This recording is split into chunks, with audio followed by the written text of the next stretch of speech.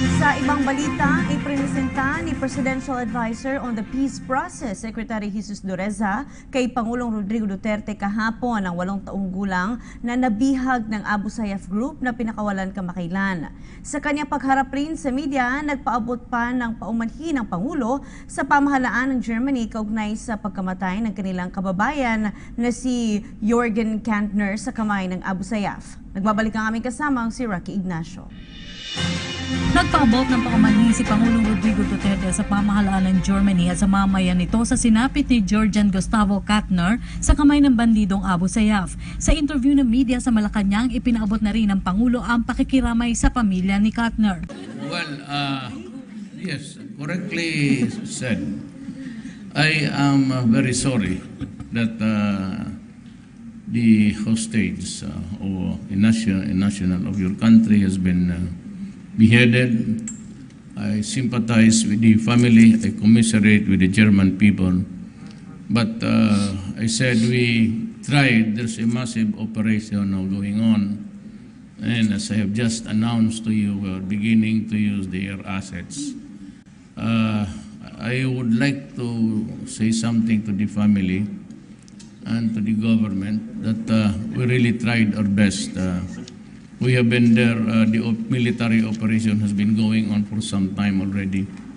And, but we have failed, and so that has to be admitted.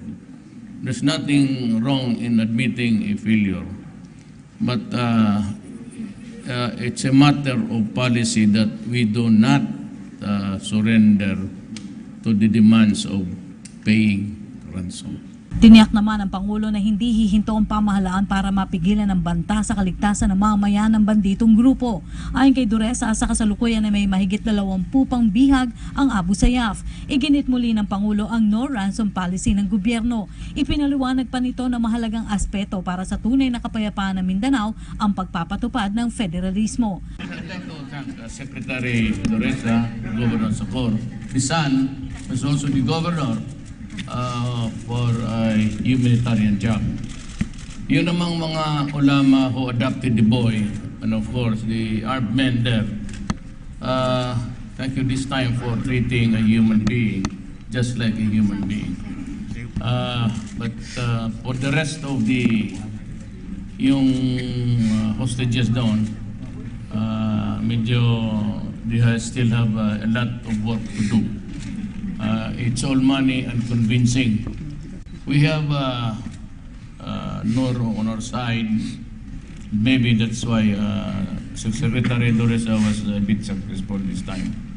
But I hope this would continue, and there's no other way to do it except there's a military operation going on.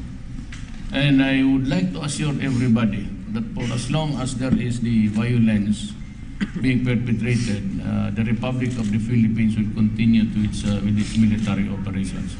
Pero lahat to, and any time that they would declare maybe reintegration or ceasefire, or they would want a realization of the dreams for the Moro Mindanao. I have time and again reiterated also my desire to adopt a federal system in obedience to their prayers for a long time. Historically, even before the arrival of the Christians, Mindanao was already Islam.